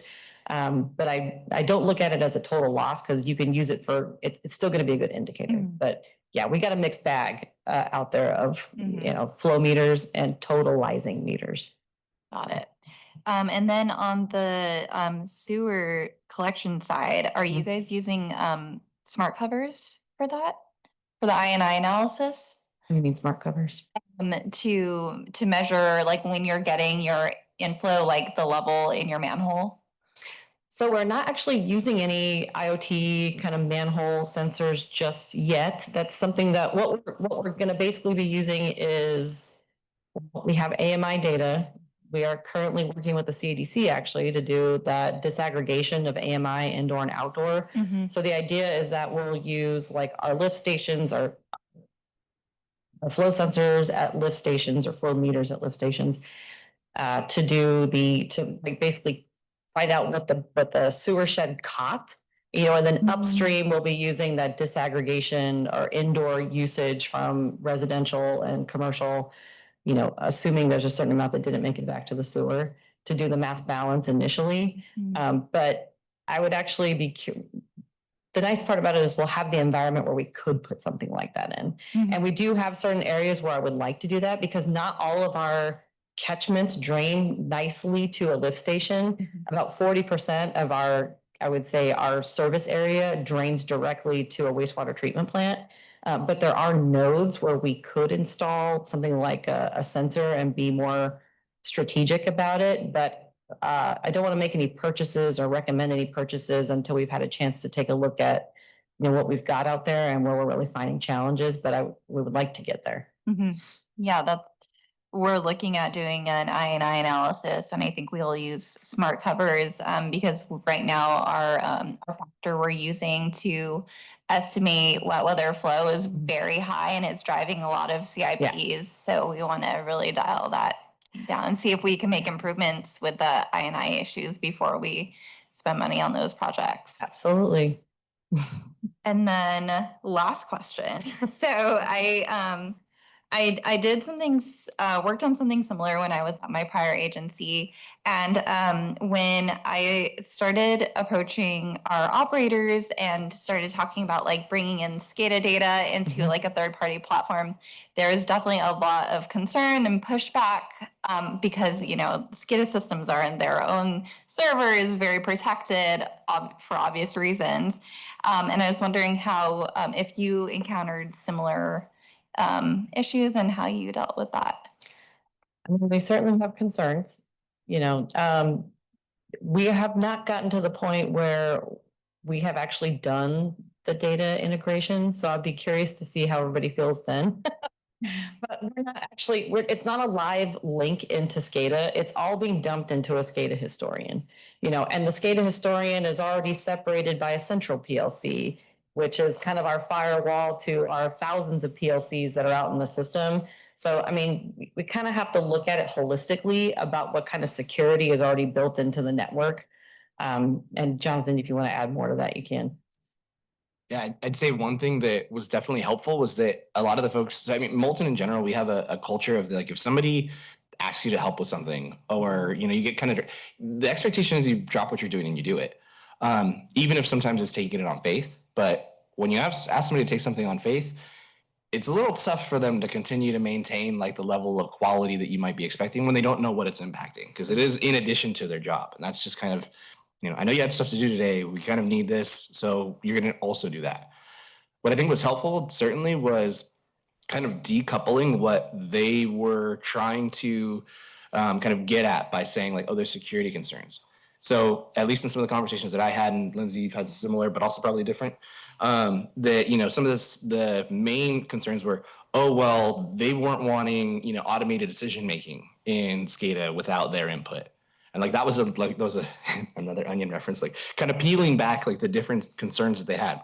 Oh, we aren't anywhere near talking about like decision-making tools, informed decision-making tools to supplement the human operator, sure, but not like, oh, I see this is over here, so I'm going to change the way this is pumping. And so like once that level of concern was kind of, taken away, then we can get to the next one of like, well, that is talking about how our systems operate, where our assets are at. Like, okay, well then, we can talk about what the right kind of storage framework might be. Even going to the cloud is something that at first there was just a ton of, apprehension about, and folks' viewpoints have started to change over time. And so I think that's another thing too, just kind of like keeping them engaged and seeing how things are going. There's a lot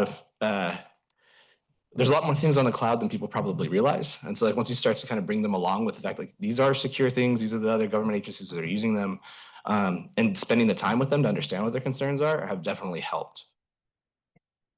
Great, thank you. So we have an online question. So what were your biggest challenges in starting to translate your roadmap and vision into reality? Was it technical versus organizational, or change in management?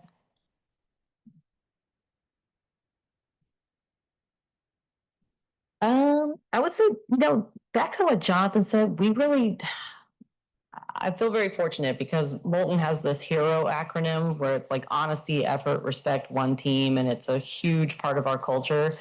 So, we didn't really have, I mean, that's not a personality problem. It's not necessarily an organizational problem. It's just that it's new.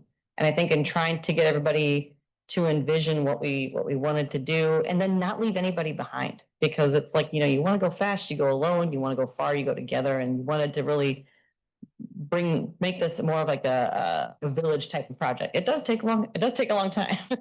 So I would say it's a little bit of that, but it's also a little bit of like, we're water people. We're not tech people.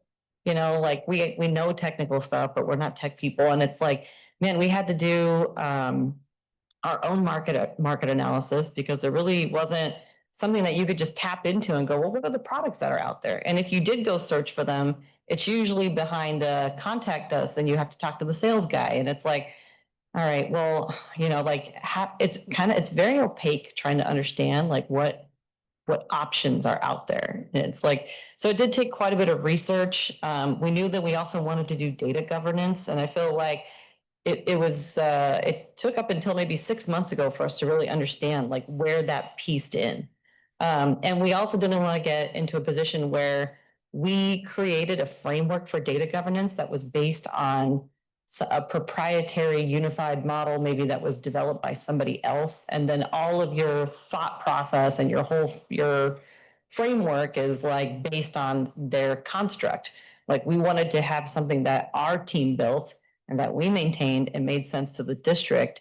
So that way we could be pretty agnostic to whatever solution we wanted to do, and then just push our data into what those are. So I would say I think that was probably like what took the longest for us to figure out that that's the path that we wanted to go. But then once we all agreed upon that, it was like, all right, let's get moving. Then we got our RFP out and knew what we were looking for. And if I could add a quick comment onto that, I joined the Moulton Niguel team when they were already sort of walking and in the running stage, and just want to give a compliment to Lindsay, where there's a great culture there. A lot of that hurdling with different people and personalities is kind of removed. But at the same time, my first week in Moulton, I attended the same meeting 3 times with a different group of people. One was engineers, one was operators, one was water use efficiency. This one today is a version of that meeting. Every time she's presented, it's been completely different and unique to who was in the room. It might be a mix of people, it might be different. They got the buy-in when it was the crawling stage, but going back in that iterative process, getting everybody on board, things change, information changes. Every meeting we're in, there's a new insight that comes out where if we left those people alone with what they first told us, we would never have gotten that insight and improved it again and again. And it just speaks to her and that team that they're never satisfied that we got it all. We got to go back and dig again, and we got to make sure the buy-in is still there and nobody forgot about it, where that really, really helps. We started in a good place, but that effort of going back is essential to make this work. A coalition of the willing. Absolutely. So we have one more question and then I think we'll go to our discussion time. So for the Moulton folks, are you planning to implement a pumping surcharge for water and sewer systems as a result of integrating all the data? I don't think that would be something that we're going to pursue. I think, there's probably more opportunities for optimization that we want to pursue first, like the use cases that we put together. Great, thank you. I think that is a fascinating area of exploration, though. In particular, the fact if you could start to decouple, I don't want to jump all the way to things like time of use rates, right? But if you can start to decouple the types of use that trigger specific costs to the district, then that represents an opportunity to create partnerships with, say, some of our largest users. As the district is one of the first to really get on board with recycled water use in the 60s. And so as a result, what we built out with recycled water that covers, basically the entirety of our system, representing like 25% of our overall water demands. But because of the way recycled water is structured and the permits and reviews and inspections and backflow devices and stuff you have to have, we don't really do that at like a household level. The city in which I live, there's several HOAs, but there's one master HOA that oversees basically the irrigation of all the common space for the entirety of that city. So if I can, figure out what times or how to operate systems, can I create an incentive structure for that particular customer so that they change the way that they operate so that it actually impacts or reduces like the bottom line or peak type costs that we have. Certainly I can use cool models to figure out when customers have demands and maybe message to them, but there's some pretty unique opportunities to actually engage with, kind of an individual central planner to see if I can optimize schedules around that. And, it would be great if they were just to do it out of the goodness of their heart, but I think this is a way in which we can actually kind of quantify that, and it makes sense for the district, it makes sense for them. That's really kind of win-win. I have one more question, and it may be an offline question, but you talked about utility API, and you're getting both consumption or use data and bill data. Who's your energy? All three of them? Who provide? Yeah, we SoCal Gas, SoCal Edison, and SDG&E, and that's been part of the challenge. Is at least for our electrical energy, is that our utility is split 50-50 across those two. So, you would have to come up with customized workflows and all that kind of stuff for two different, formats. But the nice thing about utility API, and Marina can probably speak to a little bit better, and if you want to talk offline, we're happy to. But it kind of standardizes that format, so we can ingest it all at one go. And now we've got it in a SQL server, and we're going to be able to tap it for different studies and all sorts of stuff. So it's fairly inexpensive. Yeah, I'll probably reach out to you guys Okay. then, because we only use Edison as far as the provider. We have solar and, gas turbines and stuff that are producing as well. But our struggle with them right now is the way they do their billing. If they do adjustments, you get a zero bill, and then they rebill the same amount, so you don't know which one's the real bill. And so I'll probably reach out to you guys just to see how happy you are with utility API. So thank you. And I'll add just a quick comment onto that. The perfect is the enemy of the good. So utility API gets a lot closer to good data to work with. It definitely doesn't make it perfect, but it makes it easier to spot those mistakes and see them and pull them out. But you need to have a good data team, which it sounds like you do, to really use that data effectively. So we Awesome. have, yeah. Oh, did you want to? You go ahead. Okay. Yeah, well, first off, I just want to say, Lindsay, I think it was very impressive that you got through that whole presentation. And I don't think I heard you use the term digital twin once. So, which is actually kudos to you. I don't know if that was an active avoidance of that term, but it's good. No, I mean, it's a very, it's maybe an overloaded term. And so I think you explained things very clearly, what you're actually trying to accomplish. So we're almost done here, but I would love to just wrap up, with we have maybe time for one or two just sort of, questions to prompt some group discussion. And this could be questions for the folks here in the room, the folks online. Anyone feel free to pipe up. But I know some folks here may be sort of looking at some of these projects and just not sure where to even start. You talked about Lindsay, how do you eat the elephant, one bite at a time. But even some of the bites that you're talking about, to some folks may look like pretty big bites. So like this for anybody, not just the Moulton folks. What's your first step when looking at sort of tackling a data project like this?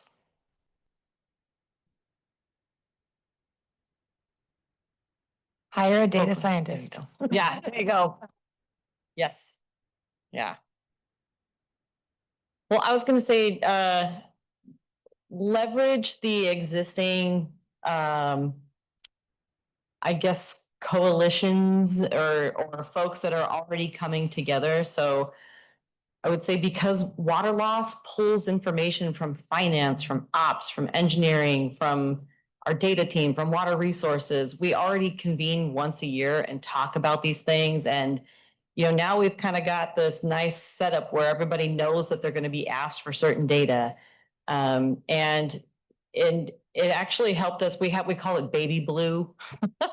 Baby Blue is like our reporting streamlining process. We're like, we had a lot of folks that were like writing stuff down on papers, putting it into an Excel sheet, emailing that Excel sheet. Then it was manually put into another Excel sheet. And like, we went through this data reporting streamlining and automation project, and it was just for like a subset of that data that was in there. But we're like, this wasn't that painful, and the outcome is really, really helpful. And I think it's nice, again, going back to having something that you can point to the value of it, and then you brought everybody along with you. Like, we made sure that whatever process we replaced the data entry form with was very similar to the previous one. So that way it didn't throw off the workflow of our operations folks. They appreciated that. We used a SQL server to store a lot of this information, which is something that we had already had. We didn't have to get a new license for it. Our IT was familiar with it. Okay, we can work with that. So like, there's very minimal disruption. And so I feel like it was a good one to get everybody kind of brought in on, and like, okay, that worked. Let's do the big project.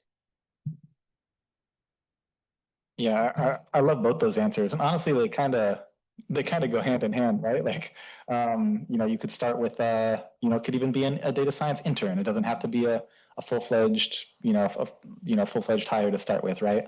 And then start with, maybe some sort of small data streamlining or data integration project, build that sort of organizational muscle. And then you have some confidence and you have some buy-in to then take on something a little more ambitious. So I'd love to see, what comes next, Ryan, after, after you knock out rebates, knock it out of the park, what's next?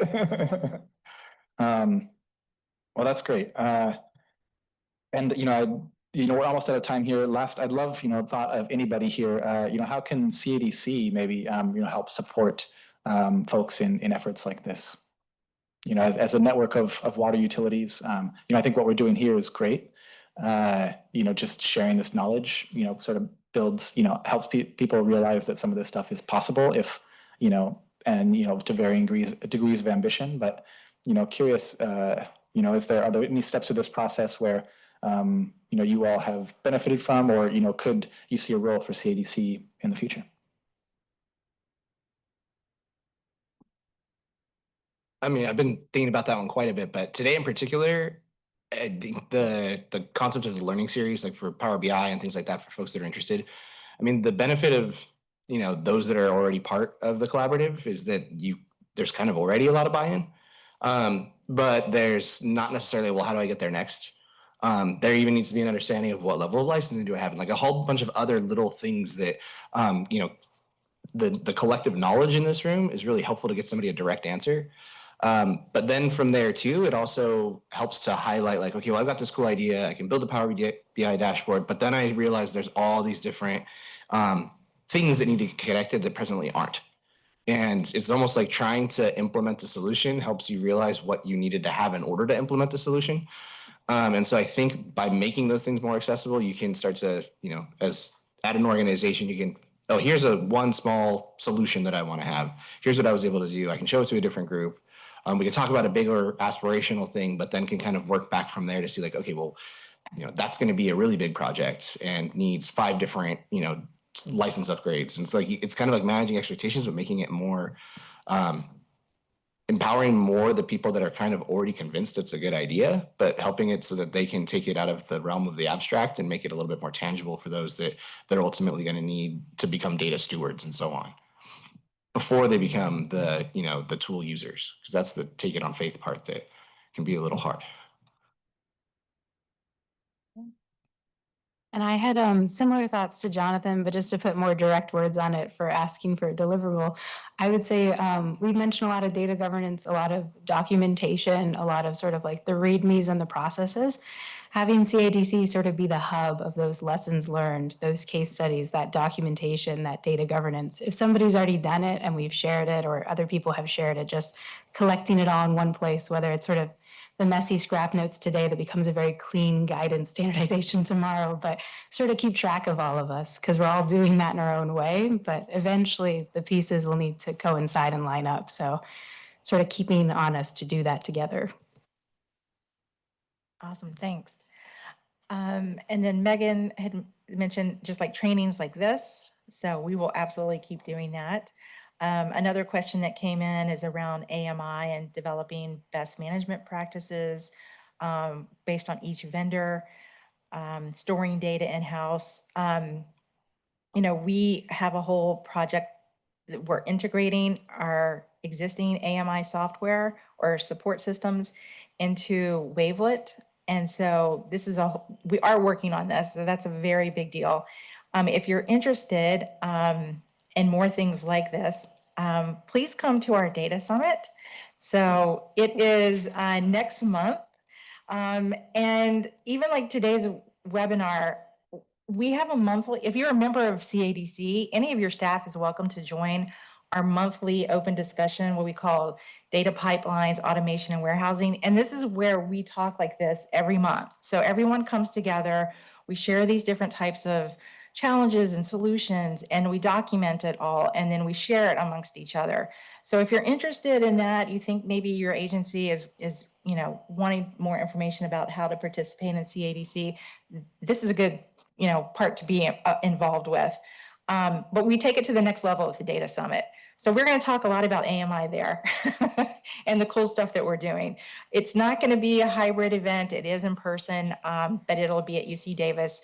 It's August 19th through 21st. You can click on the link to get information about that. And I think we just have a couple of other slides. Like Marina was saying, we do have an online community. So a lot of information is available, to the public. We do have a gated section just for our members, like I was just mentioning, where we kind of keep, internal stuff together. But webinars, things like this, that will always be posted on our online community. And you can, we invite you to check that out as often as possible. This is just a little snapshot of our Wavelet water demand dashboard. We do have a free version of this. So any urban water retailer in California has access to this. there, it doesn't have all the premium features, but essentially you can go to this dashboard and take a look at your consumption data across your service area as well as your individual customers. So if you're interested or you need support, you can certainly reach out to me. You can check out, different resources on our website.